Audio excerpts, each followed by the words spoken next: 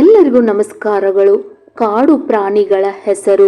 Wild animals names: ಹುಲಿ, ಸಿಂಹ, ಜಿಂಕೆ, ಕರಡಿ, ತೋಳ, ಆನೆ, ಸಿಂಹ.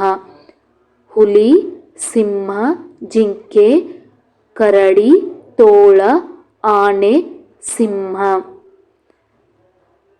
ಜಿರಾಫೆ, ಚಿರತೆ, ಜಿಂಕೆ, ಕರಡಿ, ಕುದುರೆ, ಚಿಂಪಾಂಜಿ, ಒಂಟೆ.